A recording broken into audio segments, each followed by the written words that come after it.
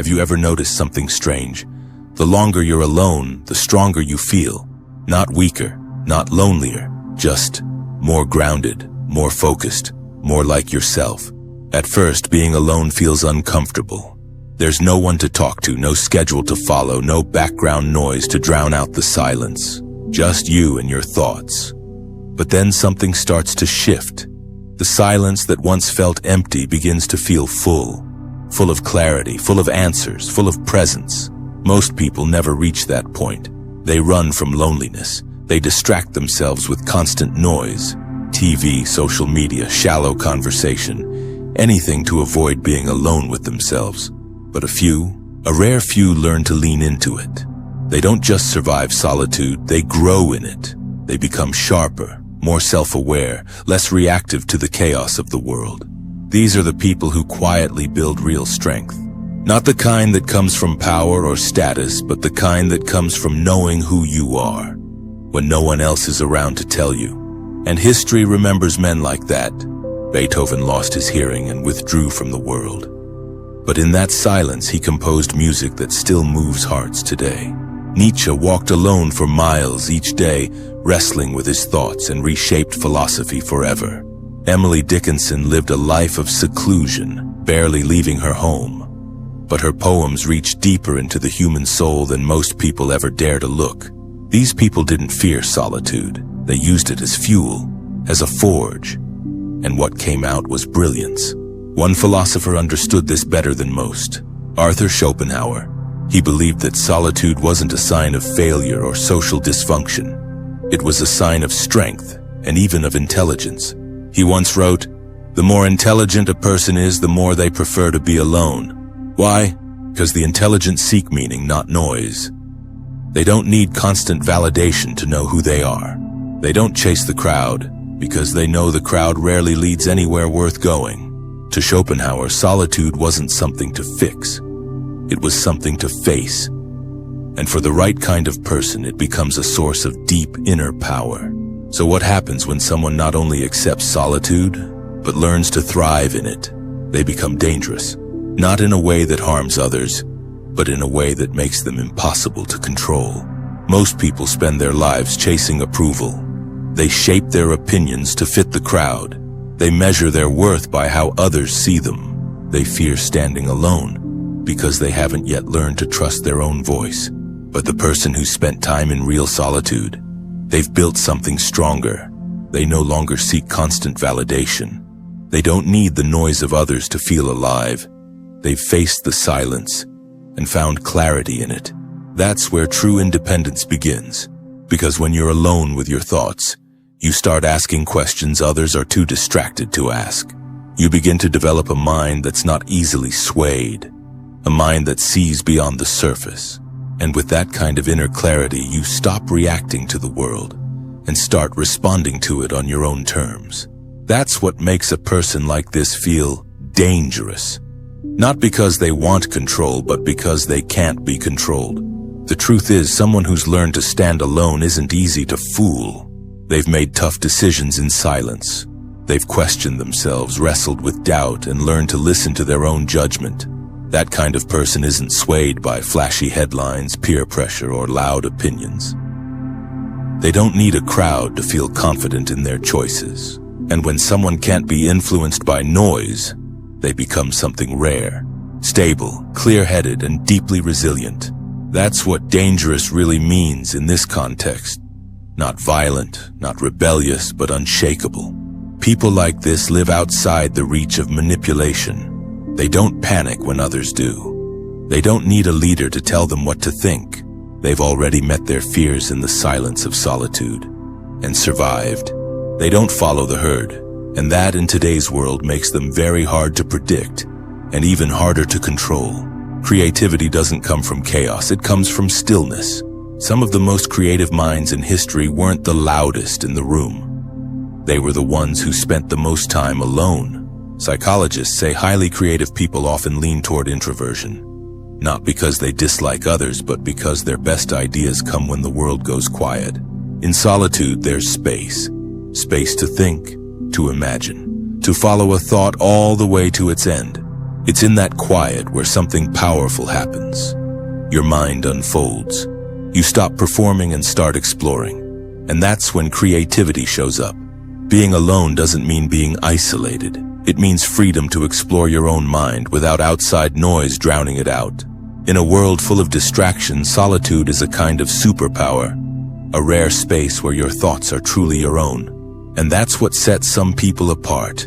They don't wait for permission to think. They don't wait to be told who they are. They use solitude to build something most never do. A self that's grounded, clear, and free. The truth is, some of the strongest minds don't need an audience. They're not driven by likes, followers, or applause. They're driven by something deeper, an internal compass that doesn't swing with public opinion. When you're alone long enough, you stop needing to agree with everyone. You stop fearing disapproval. You realize the crowd doesn't always know where it's going. And in that moment, something changes. You stop living reactively and start living intentionally. That's when a person becomes quietly powerful. Because they're no longer seeking permission, they're leading themselves. Solitude is more than silence. It's a test of the self. Can you sit with your thoughts without reaching for distraction? Can you face your fears without someone to hold your hand? Most people can't, but the ones who can, they unlock a kind of strength that can't be faked. They become less reactive, more thoughtful, less impulsive, more grounded. They're not easily swayed by panic, pressure, or popularity, because they've already been through something harder, the raw stillness of their own mind, and they came out stronger. And in today's world, that kind of grounded solitude is becoming more and more rare. We live in a time that rewards constant connection. Always online, always available, always reacting. It's easy to forget who you are when you never step away from the noise. The scroll never ends. The feed never sleeps. And the silence? We've been taught to fear it. But silence isn't empty. It's where truth starts to speak. When you unplug, when you truly disconnect, you begin to see what's real and what's just noise. And suddenly the world feels different, clearer, calmer, more honest.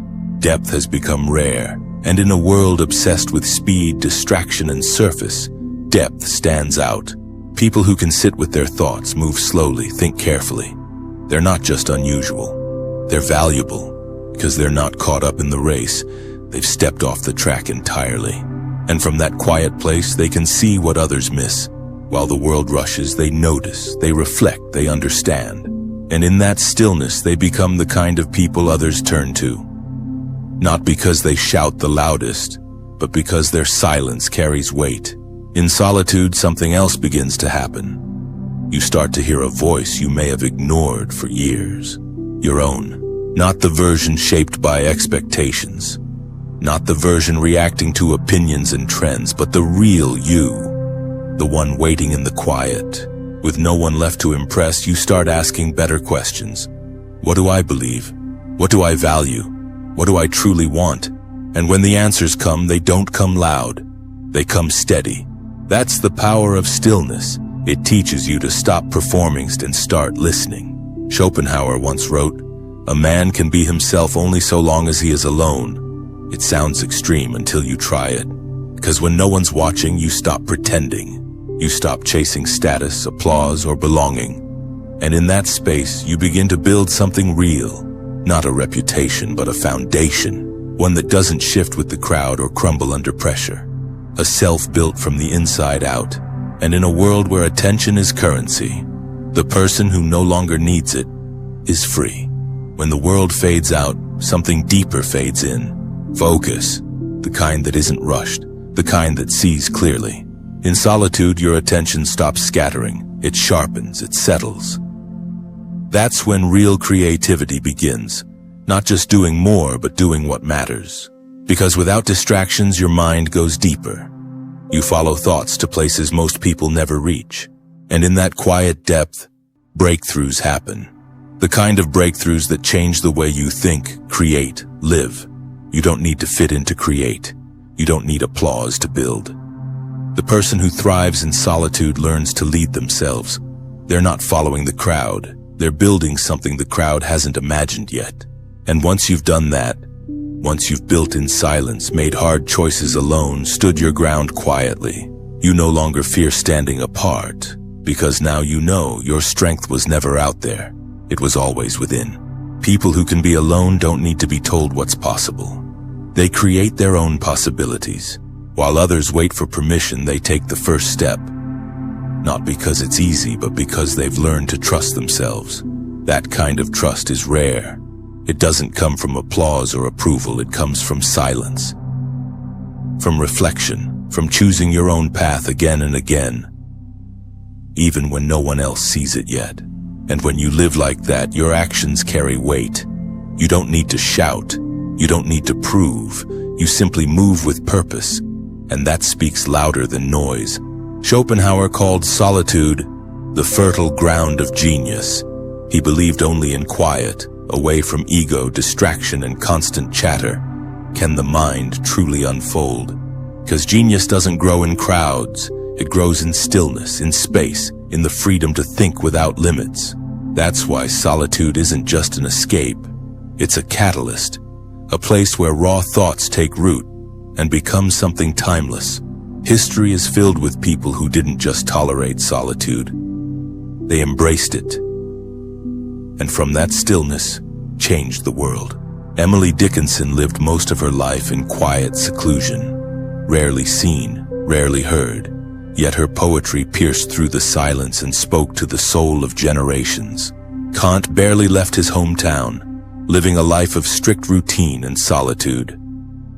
But within those quiet walls, he reimagined the very foundations of modern philosophy.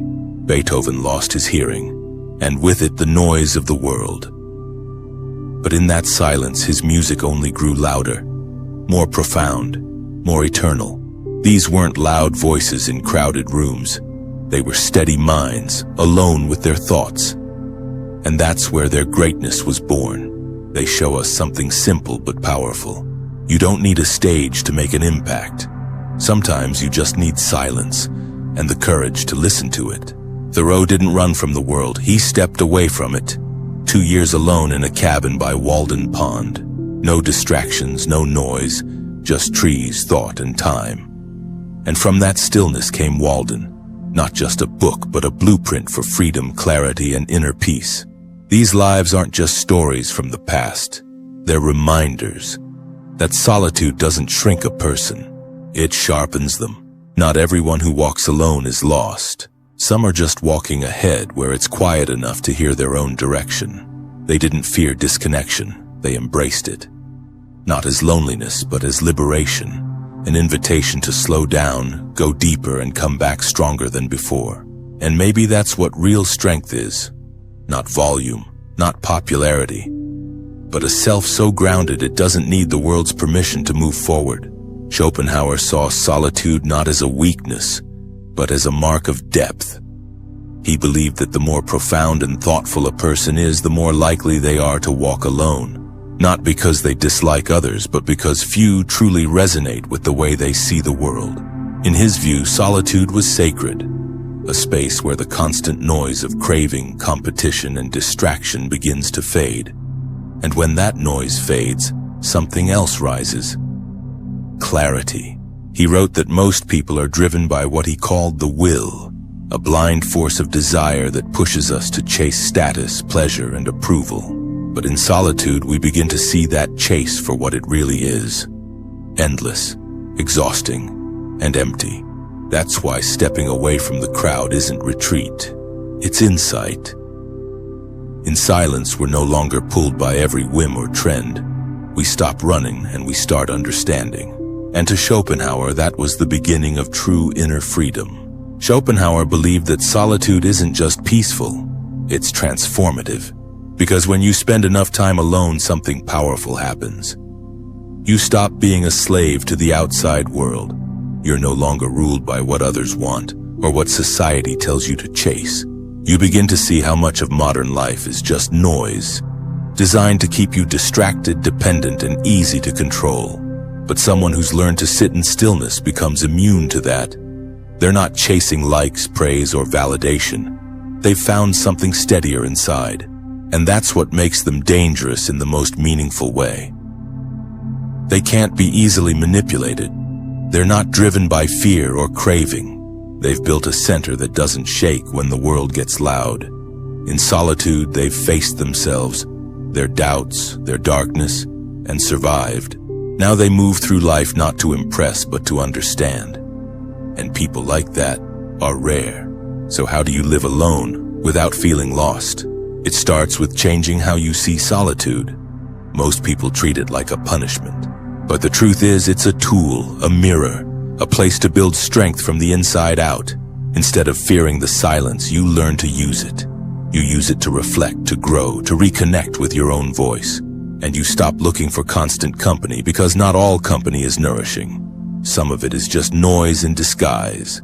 You find new companions, books that challenge you, ideas that stretch you, art that speaks to something deeper. You stop chasing shallow connection and start searching for resonance. Not many people, just the right ones, even if they lived centuries ago. Because sometimes the best conversations aren't with people in the room, but with the minds that left behind their truth in pages, in paint, or in thought. And through that, solitude becomes rich, never empty. The key is not to reject the world, but to build an inner world strong enough that you're never dependent on it. You don't need to share everything with everyone. Not every insight is meant for the crowd. Depth, by its nature, is selective. You begin to share yourself with intention. In the right moments, with the right people, not out of fear of being alone, but from a place of quiet strength. And that's when solitude becomes a gift, not a burden. It gives you space to build something rare, a mind that thinks clearly, a heart that isn't desperate, a soul that knows its own weight. When your inner life is full, the outside world becomes optional. Not something you escape, but something you engage with on your terms. Solitude doesn't isolate you. It prepares you to show up in the world without losing yourself in it. You don't need the world to understand you. What you truly need is to understand yourself. That's the quiet truth most people spend a lifetime avoiding. They chase approval, applause, belonging, forgetting that none of it matters without inner clarity. Solitude clears the noise. It strips away performance, and what's left is you. Not the version shaped by pressure or expectation. The real one, the steady one, the one that can stand alone. When you can sit in silence and feel at peace. When you don't need an audience to feel alive. That's when something shifts. You're no longer chasing, you're becoming. You're not just surviving loneliness. You're being shaped by it. And that's when the world starts to feel different. Not because it changed, but because you did. Loneliness isn't a weakness. It's the soil where strength, creativity, and self-respect grow. If you're willing to stay long enough to see it bloom. Because the person who learns to walk alone eventually stops needing the path altogether. They make their own. If you're in that place now, learning to be with yourself, learning to think, to feel, to grow without noise, you're not falling behind. You're becoming dangerous in the most beautiful way. Because you're becoming someone the world can't shake. So don't run from solitude, use it. Let it shape you, sharpen you, center you. And when you're ready, share what you found in the silence. The world needs more voices that come from depth, not volume. If this message spoke to you, consider subscribing. And leave a comment about your own journey through solitude. We read every word. And remember, you're not alone in your aloneness.